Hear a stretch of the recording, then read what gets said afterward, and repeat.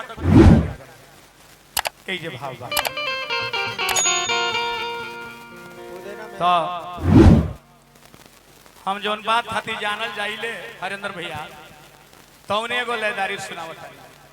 हो जाओ लेदारी भी ऐसा होके के चाहिए कि हमारा समाज भी बात सुन के कुछ ओकरा से लेवे।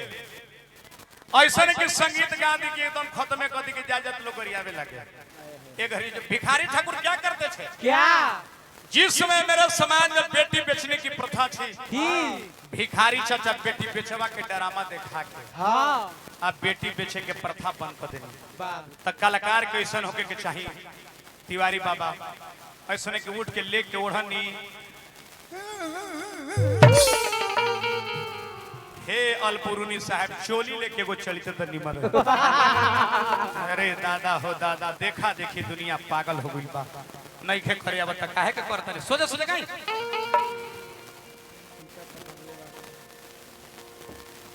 आज हमारा समाज में जो बात बा ओकरा के हम रखता नहीं बाकी नीक लागी एक्शन में रखब एक्शन में रखब कलाकारी केकरा कह जाला तिवारी बाबा ध्यान से देखी अब सुदर्शन यादव के हर बात हर चीज एक्शन में होके के चाहिए। उ चूल्हा कौन काम की जगह में ताव नहीं खे उ मेहरारू कौन काम की जगह में छाव नहीं खे हे तिवारी बाबा ने महमूद मुंह मत घुमाई प्रणाम करते नहीं हदसी मत सुदर्शन यादव के जो ठोकर बर्दाश्त करेला वही रनिंग करेला नेशनल बनेला। बाकी हमार मन के बात जान गए रुआ कह देनी हम लइकाइए से पाछे से मारी ले। दुनिया का कोई चीज खराब नहीं है भैया नहीं है। बिहार यूपी में हमने के अंतर क्या है? क्या है? मेन रूप से देखी तो बिहार में दारू बंद बा यहाँ दारू चालू बा अपन अपन अथी के बात है लेकिन बिहार में बंद नहीं थे ऊपरे ऊपरे देखला से चालू बा। लोग कहला कि नीतीश कुमार हमने के बंद करा देने की शराबे खराब है। शराब खराब होता तो गवर्नमेंट अपना फौज को पीने के लिए इशू नहीं करता। नहीं शराब एक दवा है लेकिन दवा के लिमिट से लीजिएगा तब तो फायदा करेगा। ऐसा कौनो चीज ओवर गोबर होगी। तिवारी बाबा घी बढ़िया चीज बा अरे विद्वान आदमी तो एक चम्मच खाए 2 चम्मच ना फायदा करी। हाँ जी इनके घी बढ़िया चीज बता देख के 3 लोटा पी ली तो 6 लोटा बिक दे तो पड़ ऐसे तनी अब हमने के गाय थी कृतेश भैया पद प्रतिष्ठा भगवान बनले रहे विनोद भैया हार्दिक धन्यवाद मालवती है विनोद भैया के धन्यवाद।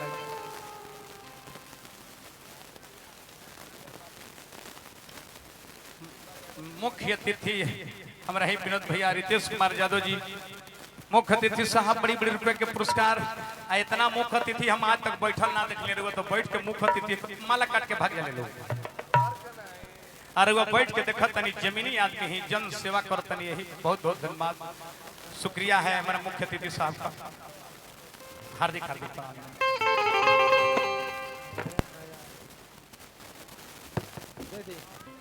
चलो तो दुनिया का कोई चीज खराब नहीं है मेरे भाई नहीं है कोई चीज खराब नहीं है। ओवर कीजिएगा तो गोबर हो जाएगा। हाँ कोई चीज निमन बाउर नहीं ओवर पूछो भाई निमन भाई चाहे बाउरे भाई गोबर हो जाएगा।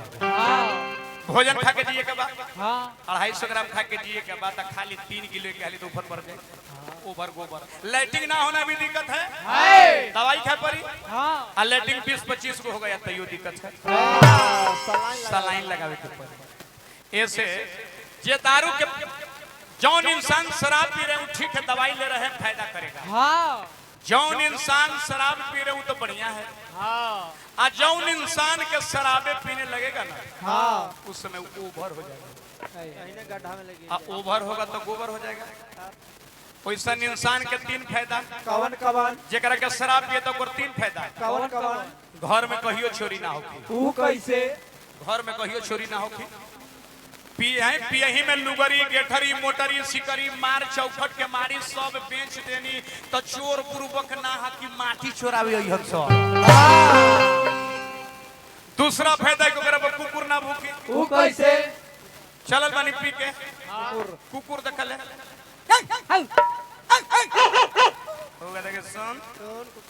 मरबू के हमरा लगा महुआ हो कुकुर भी दुम दबा के भाग जाए। तीसरा फायदा क्यों बुढ़ारी ना देखिए सुन ली वो कैसे जौन इंसान के शराब पिए लगल बुढ़ारी ना देखिए वो कैसे पीते पीते दोनों किडनी ले गई हाँ तो सब कोई लालू यादव की बेटी रोहिणी आचार्य ला के तोरा किडनी देके जिंदा कर दी। आज एकरा के शराब पिए तो ओकर घर के नतीजा कैसन हो जाए तनी देखियो। वाह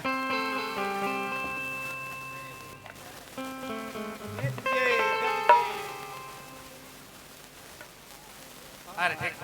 ये कहाँ होते 4 साल तनी हम कुछ समाजों के शिक्षित करी बढ़िया हिलेदारी देखी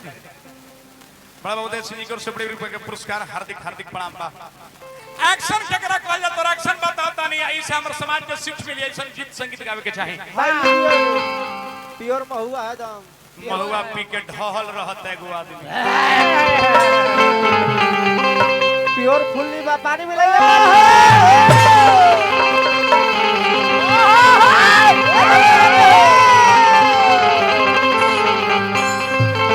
अरे पानी मिलेगा जिला में के रंगबाज है रे के है रे जिला में कौन रंगबाज है जिला में हम रंगदार है हम पीते पीते सब बेच देगा हाँ लांगा में नाम लिखवाएगा लिखाएगा मधु जा तनी एक बोतल महुआ ले ले रहनी हाँ थोड़े पीले बनी हाँ थोड़े ले ले बनी मेहरारू से कह तनी तनी व्यवस्था कर हम जिला में कौन रंगदार है मैं कौन रंगदार है है प्राण प्यारी सविता प्राण प्यारी तनी मुर्गा बनाओ ना मुर्गा बनाओ तनी दारू पे के मुर्गा बनाओ आ गइलो हाँ आ गइलो दारू पी के हाँ बाप रे बाप हमर छोट छोट लइकन बा हाँ हम छोट छोट लइकन छोड़ के तारा खातिर आधी रात में मुर्गा बनाई हम मुर्गा उर्गा ना बनाई बनाए पड़ता मुर्गा ना बने तू अपन भातार के बेइज्जत करता रू और बेइज्जती करता हमरा ललका पिए के मन में ललका पैसा दे पैसा दे मैं पैसा के तो दारू पी गइलो हमरा लगे पैसा उसा नहीं खे पैसा नहीं के पैसा नहीं के तो सिगरी दे सिगरी बेच के दारू पिएगा कौन माई के लाल है रंगबाज हम मना करेगा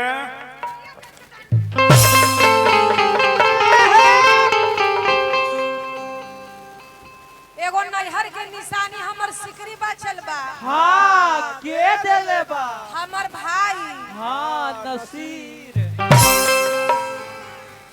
आई सिकरिया दे दी हम सिकरी फ्री ना दे सिगरी ना देबू तोर नैयर के निशानी है कान के बाली नैयर के घड़ी नैयर के बाला नैयर के अंगूठी नैयर के कुछ देने में काबू को 3 को लड़का के जन्म नैयर के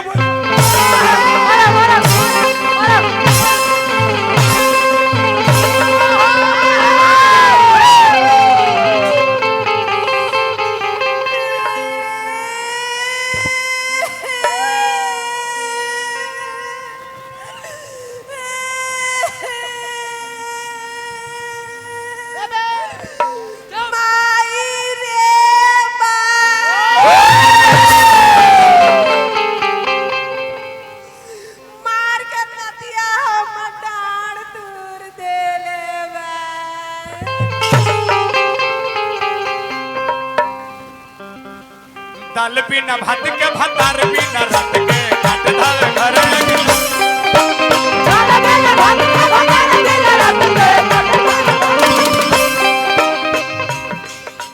देला वो रहनवा भीतर के धनवा मिलल बा अनारी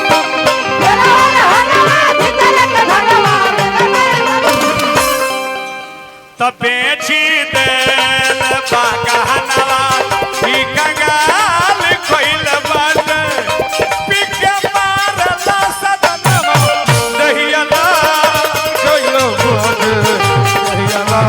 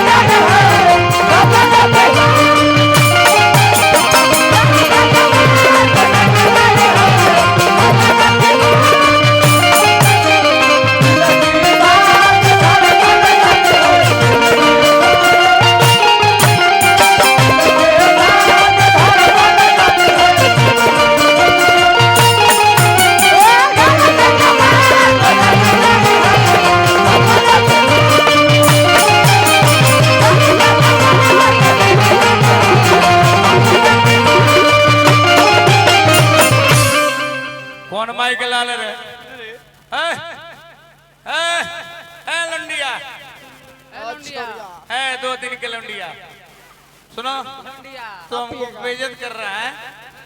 बेइज्जत हम पहचानता नहीं हम कौन है सब पिएगा मैं तू नहीं हम सब पिएगा चलेगा हम दारू पिएगा पिएगा तारी पिएगा पिएगा गांजा पिएगा पिएगा हम गांजा रस पिएगा बच हम गए पिएगा सब पिएगा भैया सब चलेगा तो चिकना के पैसा ना रहो। सब चलेगा इस प्रस्तुति खातिर हमारे कमेटी महोदय अध्यक्ष साहब पड़ेगा देखिए ना भैया हाँ हाँ शिवजी जादव भैया को सब पुरस्कार 2 मिनट और देखे तो बुझा दे जीत हाँ बुझा दे देखिए बड़ी रुपए का पुरस्कार 1 नंबर विचार बात है मतलब ध्यान से गीत देखो तारी सब पिएगा तारी पिएगा गांजा पिएगा ना कौन माइकल ला लगे हमको मना करेगा सब पी जाइबा बाप रे बाप खेती बाड़ी तो बेच के पिए गइला गहना गुड़िया सब बेच के पिए गइला घर में कुछ नहीं के बात चल हई 4 गो बाल बच्चा सबके नानी घर भेज दे बाल बच्चा कैसे जी हस सबके नानी घर भेज दे हई सबसे बड़ तोर बाल बच्चा भाड़ में जाएगा कि हम पिएगा जब पी गया तारी रोज रतिया के देला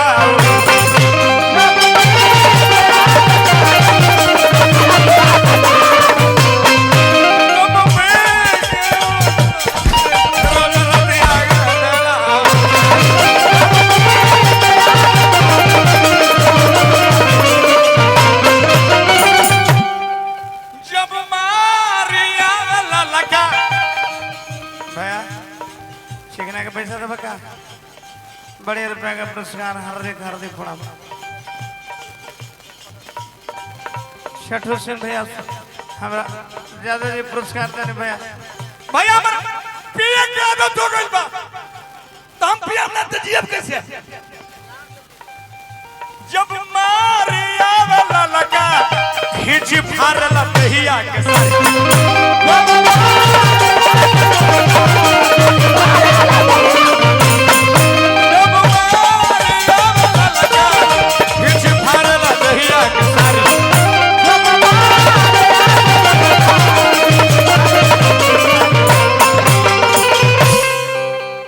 बलराम भैया हमारा कमेटी के पुरस्कार दिले बलराम भैया मलयाम भैया हमरा के मारो मारो तरी हमरा पिए के आदत हो गइल बा पियम न त जियम कैसे एकर मुंह ना देखम हो जन में रहरो हमरा के सामान में बेइज्जत कर दिया ओकर मुंह ना देखम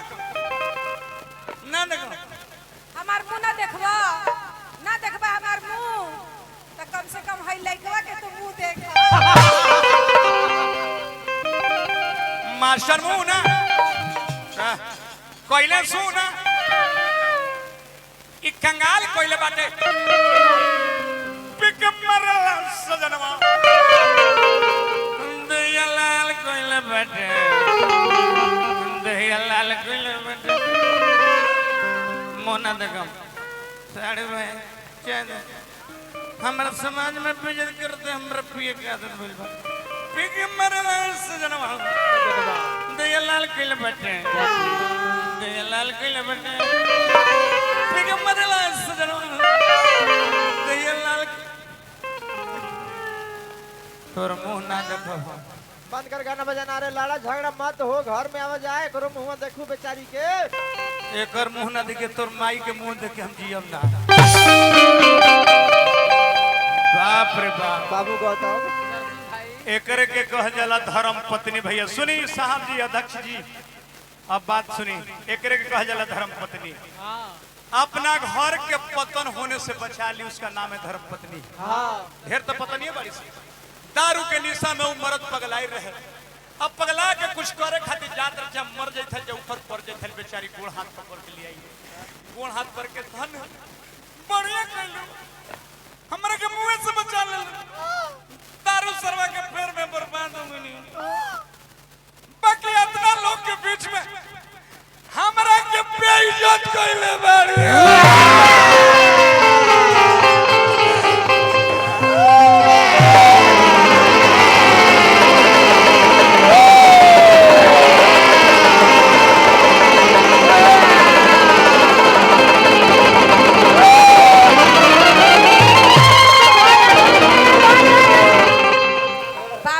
चुप हो जाई चुप हो जाई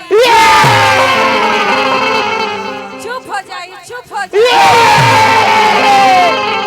चुप चुप बे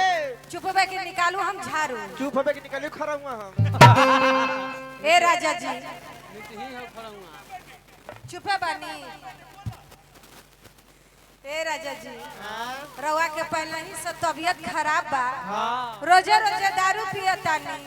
कुछ हो जाई दादा तो हम कैसे जियब 4 गो बाल बच्चा कैसे जी सर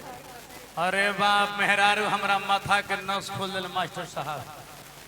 ठीक कहतरी अगर हमरा कुछ हो जाई तलब के दारू में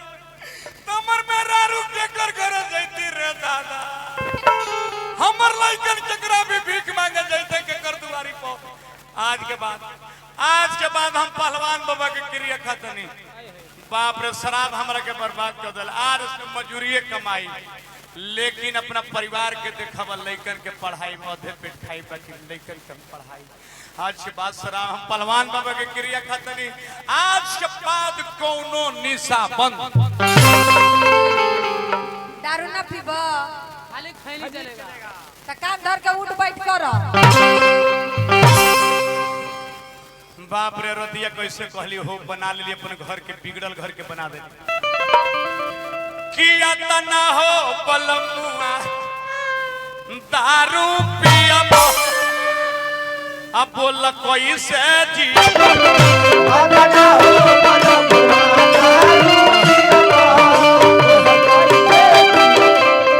अतना हो बलमुआ दारू पियब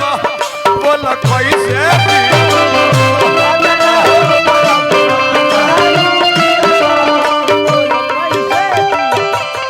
बाबू हम बाप रे बाप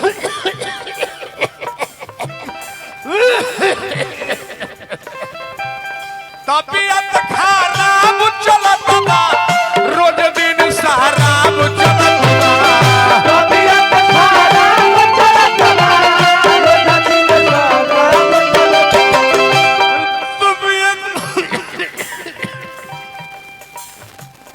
तबीयत खराब चलत बा रोज दिन शराब चलत बा तबीयत खराब चलत बा रोज दिन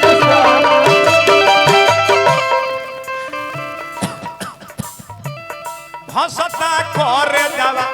कोई से सियब बोल कोई दिन भसता करे जावा कोई से सियब शराब हमरा के बर्बाद कर देलो हे भगवान हे पहलवान बाबा आज के बाद अपन परिवार लेकर के देखा हम शराब ना पियम बाबू मेहरारू हमर घर उजड़ जाए भैया इसलिए मैं इस गीत को दिखाया इससे जुआ पीढ़ी अगर इस शराब में बहुत बर्बाद है तने हमारे बात पर ध्यान दी शराब आपका 3 चीज लेके जाएगा शराब से हुआ शिकार उजड़ा उसका घर परिवार जब शराब उभर पीने लगेगा तो यही दिन दशा परिवार में हो जाएगा के कखनी केकरा मार दी के कखनी जाके मर जाई घर उजड़ जाएगा शराब प्रतिष्ठा ले जाएगा शराब धन ले जाएगा शराब आपका शरीर ले जाएगा इसलिए हाथ जोड़ के प्रार्थना करते हैं युवा पीढ़ी से भैया शराब के फेरा मत करो यही से हम गीत देखो कि ये को दुगो आदमी के प्रभाव पड़ जाए तो हमारे गावल सवरत हो जाए अब हमने के लड़का नहीं खींचा कि खाली लोभे लीटर के गावल फिरी जा कहत निमन बात हम कहले मतलब तनी ताली लगा के सम्मान करी हमरा के अब ये हम समय समाप्त करते नहीं तिवारी बाबा अब आई अबर वाली ही लेकिन कहे के भाव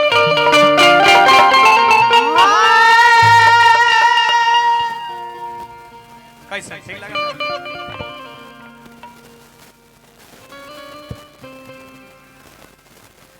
फौजी भैया की ओर से पुरस्कार पा एकदम आज के समय में शराब पीजिएगा तो घर उजड़ जाएंगे भैया फौजी भैया की ओर से पुरस्कार पर हार्दिक प्रणाम पा लेकिन कहे के बात वही लायक काका कि नारी के करनवा भर थरे बोली कोइला जोगी आयो कोइला जोगी आयो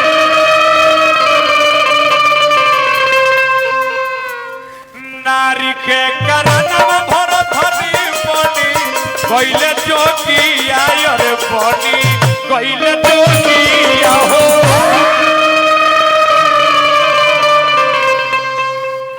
राजपाट दिहल विशाल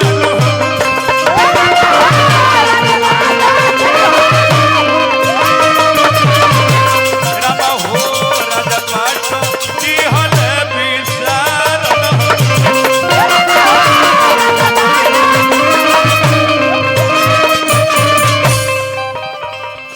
राम भजू राम भजू राम जी कन्हैया घन Shyam ji Kanhaiya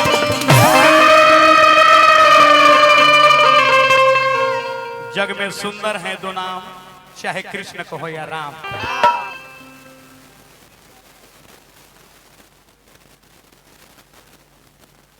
public children gas company Amrit Indian gas company Baragaon अमृत बक्सा भैया की ओर से 1000 है। तू ले लो रेशमा तू ले लो रुक जाए तुम 1 मिनट। चाहे कृष्ण कहो या राम जग में सुंदर है दो नाम तो राम में भजू राम में भजू राम जी कन्हैया घन श्याम जी कन्हैया हो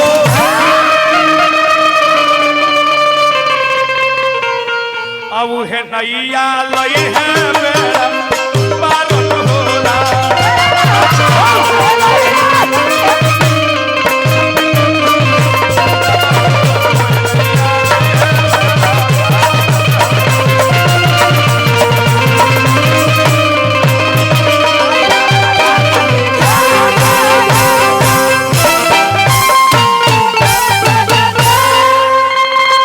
बोल दी पहलवान बाबा की जय। दुगोला सुनले में घरी खूब गारा गारी ओकर माई के ओकर बहन के दर्शक दोनों के माई बहन के गारी दे दर्शक तो हमारा